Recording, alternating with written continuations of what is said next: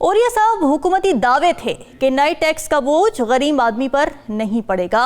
तो जो mini budget लाया गया है, क्या देख रहे हैं उसमें अमीरों पर कितना बोझ डाला गया है और आम आदमी कितना मुतासर होगा? क्योंकि जीएसटी में इजाफा किया गया तो गरीब तो महंगाई की जद में आता है। देखिए, जीएसटी जो है ना, ये खालिसतन 100% गरीब के ऊपर टैक्स होता है। एग्जैक्टली। एक आदमी के पास 100 कंप्यूटर हैं, उसने 100 कंप्यूटर के ऊपर मुनाफा कमाया 10 लाख रुपया और 17% टैक्स लेके अवाम के जो टैक्स था वो लोगों से लिया, आम आदमी से लिया और गवर्नमेंट को दे दिया। यानी मैंने जो कंप्यूटर खरीदा उस पर मैंने 18% टैक्स ज्यादा दिया, लेकिन उस बंदे ने 1 रुपया भी इनकम टैक्स नाम की चीज नहीं थी। उसने वो सारे का सारा मुनाफा जो है जेब में डाला। होना तो ये चाहिए था कि वो जो कुछ बेचता उसके बेचने के ऊपर टैक्स लगता, लेकिन वो नहीं लगा।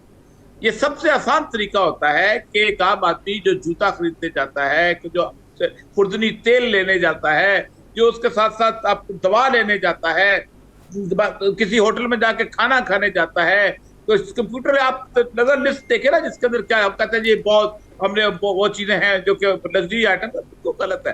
अब आप मुझे बताइए कि क्या मोबाइल जो है वो एक आम आदमी 18 करोड़ लोग मोबाइल इस्तेमाल करते हैं, 18 करोड़, ठीक, और उसमें कोई तखसीस नहीं है कि स्मार्ट मोबाइल होगा कि नहीं मोबाइल होगा। एक आदमी कोई भी मोबाइल छोटा सा खरीदने जाएगा, वो अगर बेशक 3000 का, वो 18% को देगा उसके ऊपर, तो 170 अरब रुपए। मसला ये है, देखिए IMF का जो प्रोग्राम होता है ना, इसको कहते हैं स्ट्रक्चरल एडजस्टमेंट प्रोग्राम। सही, ये इसको एक दफा अगर आप समझ लें तो बड़ा चीजें क्लियर हो जाती है, जिसकी वजह से हम लोग धोखा खाते रहते हैं हमेशा। IMF को लेकर हमारे बड़े नहीं समझते, क्योंकि ये तो डील करके आए होते हैं।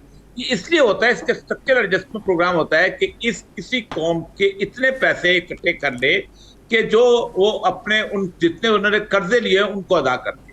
क्योंकि ये बेसिकली IMF बनाया इसलिए गया है कि बैंकों को जो हमने बैंकों ने कर्जा दिया हुआ है ना, लिया हुआ है हमने, वो महफूज हो जाए।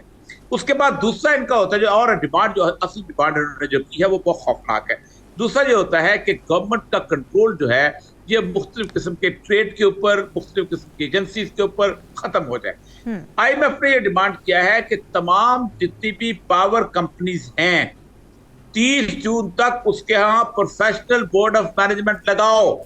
क्यों लगाओ? इसलिए कि वो जब चाहें, जिस वक्त चाहें, जितनी महंगी चाहे बिजली बेच सकें और उसके हिसाब से हम उसको आगे लोगों को हम अपना बैंकों का कर्जा अदा कर सकें। इसके साथ होता यह है कि तीसरा इनका ये होता है कि ये जो सूरत हाल हो जाती है कि जब लेस कंट्रोल हो जाता है तो फिर पूरी दुनिया के जो इन्वेस्टर्स हैं उनको आके इस अपनी जगह पे यहाँ पर आने की इजाजत दी जाती है ताकि आपके रिसोर्सेज पे कब्जा करें। अफ्रीका का हाल इसी IMF प्रोग्राम की वजह से तबाह बर्बाद हुआ है। एक बंदे को जरूरत है, एक फर्म को जरूरत है कि उसको सोयाबीन लगाना है, उसने पूरे इलाके में कह दिया कि खबरदार सोयाबीन के अलावा कुछ नहीं लगाओ, क्योंकि हमने तुम्हें कर्जा दिया हुआ है। वो सोयाबीन लगाएगा ना, वो गंदम लगाएगा ना, वो चावल लगाएगा ना, कुछ उगाएगा।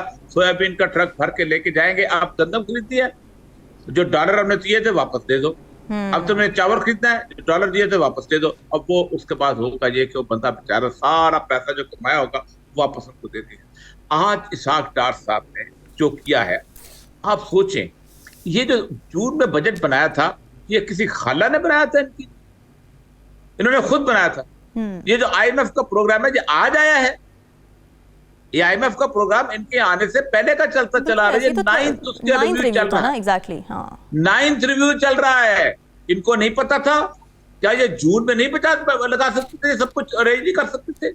इनको इकोनॉमिक प्लानिंग जीरो थी और इन्होंने साबित कर दिया कि इकोनॉमिक प्लानिंग इनकी इस तरह की थी। ये आगे चल क्यों, वजह क्या है? एक छोटी सी बात फिर साहब को चाहिएगा जी।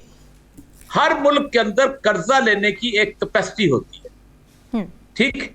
आपके पास एक कर्जा ले, आप मतलब फॉर एग्जाम्पल अपना घर का तनख्वाह के हिसाब से आप 2 लाख कर्जा ले सकते। जब वो कैपेसिटी खत्म हो जाती है फिर मजीद आप कर्जा नहीं ले सकते, फिर आपको अदा करना होता है, फिर आप तो जिंदगी नहीं गुजार सकते। शरीफ फैमिली और जरदारी ने गुज़श्ता 40 साल के अंदर पाकिस्तान की वो कैपेसिटी के मकाम से ऊपर जाकर कर्जा ले लिया था।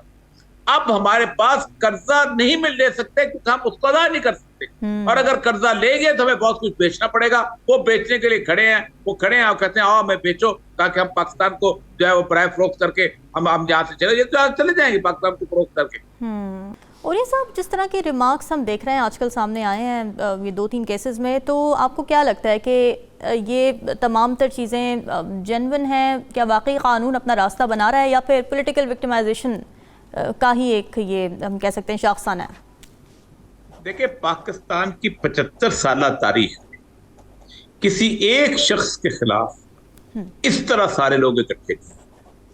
एस्टैब्लिशमेंट हमेशा रहती है, लोगों के खिलाफ होती है, लेकिन इस दफा एस्टैब्लिशमेंट को भी साथ मिलाएं, ऐसा इत्तेहाद कभी आपने देखा है? क्यों है? एक आदमी ने सिस्टम को चैलेंज किया और सिस्टम के बर्दाश्त नहीं कर पा रहा कि उस आदमी जिंदा कहते हैं हमारे साथ, हम उसको मिसाल क्यों नहीं बनाते? मैंने पाकिस्तान की तारीख में, आप देखें, आप सोच लें, शहबाज शरीफ पेश होता है, उसको कहते हैं मुस्तकिल इस्तिस्ना है तुम्हें जितनी तुम चाहो। आपके ये केस है 144 जो बेलेबल ऑफेंस है, और आप एक इंसदाद दहशतगर्दी उसके अंदर लगाते हो। आपने दहशतगर्दी का कानून इसलिए बनाया था? क्या पाकिस्तान में दहशतगर्दी का कानून इसलिए बनाया गया था कि लोग जुलूस निकालेंगे तो आम आदमी जब शामिल होगा तो उसको जुलूस दफा शामिल कर? आपने मजाक बना दिया। आपने तो दहशतगर्दी, यानी इसका मतलब यह है कि पाकिस्तान में टीटीपी में और इमरान खान में कोई फर्क नहीं है। पाकिस्तान में टीटीपी में या किसी और बंदे में जो जुलूस निकालता है उसमें कोई फर्क नहीं है। क्या अदालत में बैठे हुए जजों को यह पता नहीं है कि ये केस क्यों बन रहे हैं और कैसे बन रहे हैं? और क्या अदालत के अंदर कोई जुरिस्डिक्शन नहीं है अदालत की इसके अंदर?